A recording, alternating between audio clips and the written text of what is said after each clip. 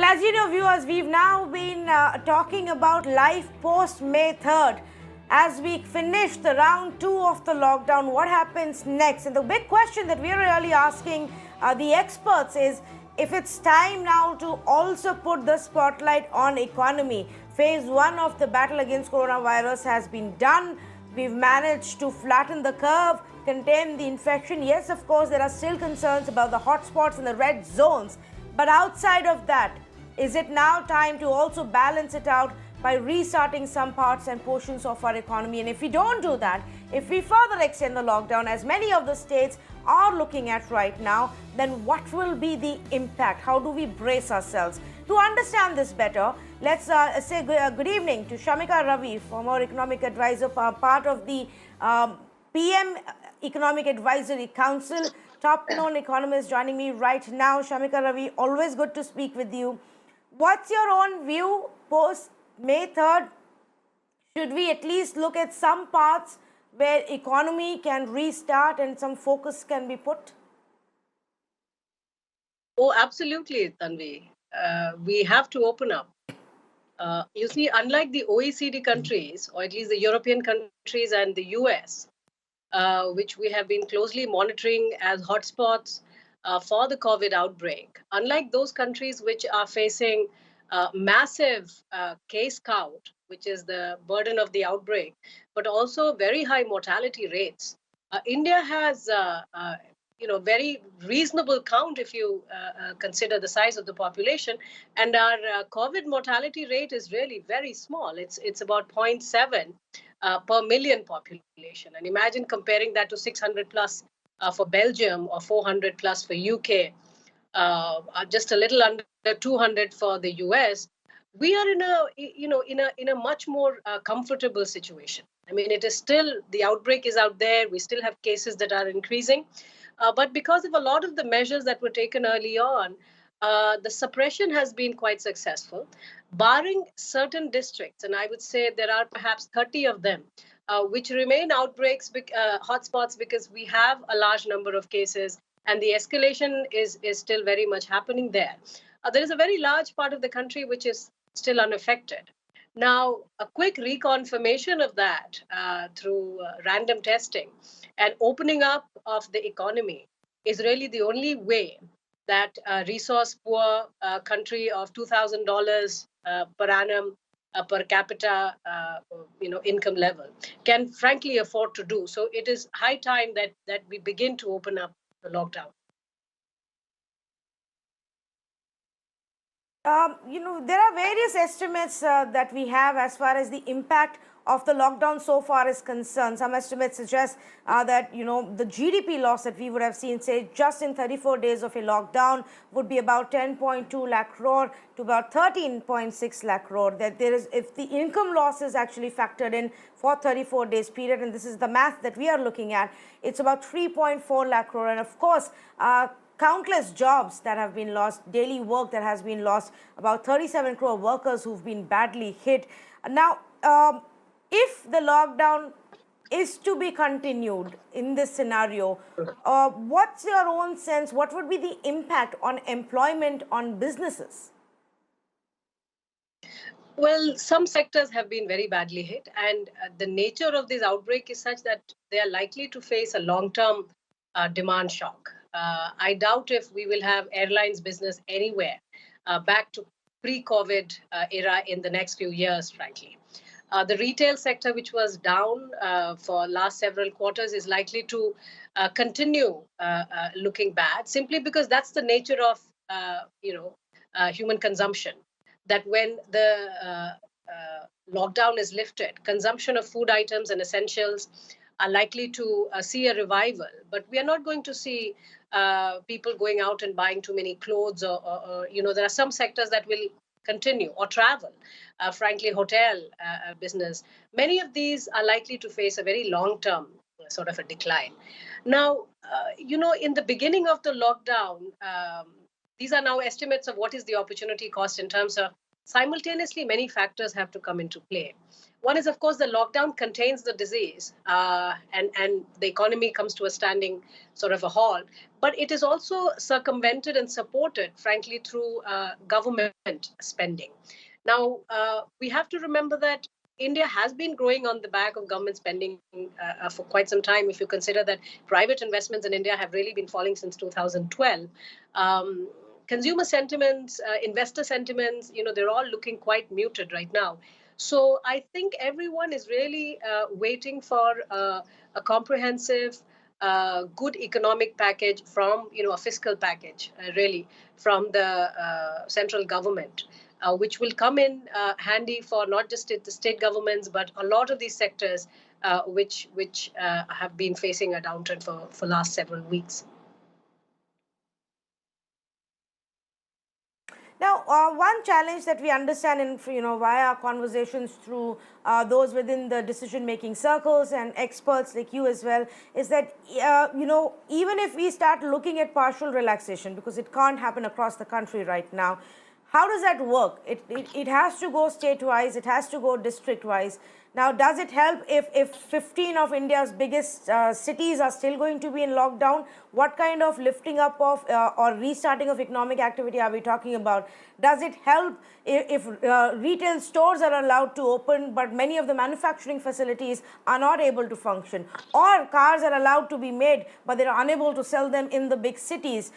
So, a lot of the different points which are interconnected could run into trouble, because not all of India can open up right now. How does one solve this problem? It can't be one simple solution for the country. Oh, well, that's exactly the nature of the process, that the country is interconnected geographically. The sectors are all, you look at the vertical linkages, the logistic, the supply chain, they tend to be distributed across different cities, different districts, and in many cases across states of the country. So, frankly, we are unlikely to go back to our full potential anywhere we are looking at, frankly, management of the lockdown, the economic management for the next 18 months to 2 years. And we have to go in keeping that long-term sort of view in mind, because it's not just looking at these individual sectors and some of them which have been impacted more. Also, just look at the broader what happens when revenue comes to a standstill. Of course, you have maintaining payroll, honoring employee contracts over a long. It's going to be very difficult for companies to maintain laborers. So we're looking at large joblessness or large unemployment, or even for that matter, a declining labor force participation rate. Meaning, even if the companies or the jobs are going to open up, people are unlikely to jump into those opportunities right away. There will be a wait and watch. And because of the practices of social distancing, because of this cross-state interconnections, etc., it will take time. The costs are there in terms of staggering, just maintaining social distance. The companies have to bear a lot of additional costs. So that's why I'm saying about, a year and a half to 2 years is what we have in mind. Now then, imagine what is going to happen with such low revenue flows. What's going to happen to debt repayment or the loan repayment cycle itself? So you're going to see the banking sector, the entire credit architecture getting extremely impacted. And that's the reason why the government has to step in a very comprehensive way to stem this further decline. Yes, in fact, I was going to ask you about that, and not just the longer term impact on what the banks would face, but keeping that in mind, the way the banks are behaving and reacting right now. Now, a set of steps have been announced by the Reserve Bank of India to enable some amount of working capital and liquidity in the hands of businesses to just tide through this time. But the banks are not really, the ground report suggests and ground feedback suggests that the banks are not really willing to lend. They're extremely cautious. And perhaps justifiably so for many reasons, in giving out money. They're also concerned about what happens if these businesses go bust tomorrow. Now, how does the government tackle this problem?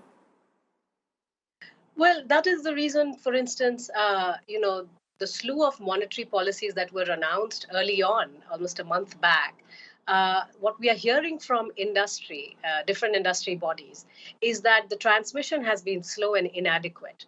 And that's because the banks and if you look at the NBFCs, lenders are very risk averse right now. They really do not want to expose their balance sheet to the increased risk right now.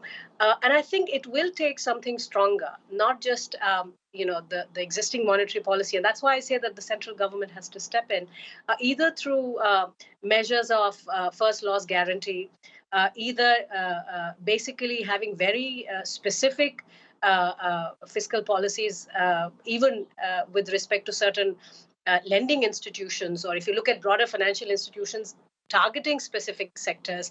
I think it will take a lot more effort, Tanvi, than monetary policy support that have been announced right now. Okay, there's so much of gloom and doom news right now. Every day there is another, projection that's announced, where we see the growth forecast get slashed further.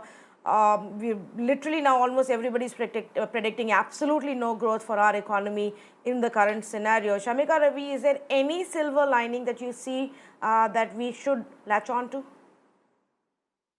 Oh, of course, compared to many of the other large economies, I think, we're not yet looking at a very large negative, growth, with the hope that the government is going to step in soon now. And I think that is where I think the timeliness of these interventions are very important. And also because these are informed and calibrated decisions. Unlike, as I said in my opening remarks, the OECD countries and European, the US economies, our exposure to the virus seems to be relatively less alarming, and especially if you look at the mortality numbers, then we seem to be in a situation where we do have adequate preparedness to handle cases even when they are rising. To then say that let's open up the economy. We cannot afford to let this economic slide continue for a very long period of time, because again the nature of the economic slowdown and the interconnectedness of every sector in the economy is such that it really begins to then get compounded in itself, pretty much like the disease or the outbreak of this virus, that one thing leads to another, and we are looking at very high and mounting costs with every passing day. So I think that's why some sectors will require specific support, targeted support. MSMEs are likely to be one of them. I mean, we have a very large number of MSMEs, which doesn't just include the self-employed, but they also tend to employ a very large number of people. And so we're not just talking about big firms, we're also talking about medium, small, and micro firms, which are likely to see very low revenues, even when the lockdown is lifted on the 3rd of May. Right, right. Well, thank you so much for giving us time and joining us right now. Hopefully, as we have more conversations, we'll see better times for our economy, and some amount of growth will begin to pick up in the coming days if the lockdown gets lifted, at least in some parts. Shamika Ravi, appreciate you joining us here on Mirror Now.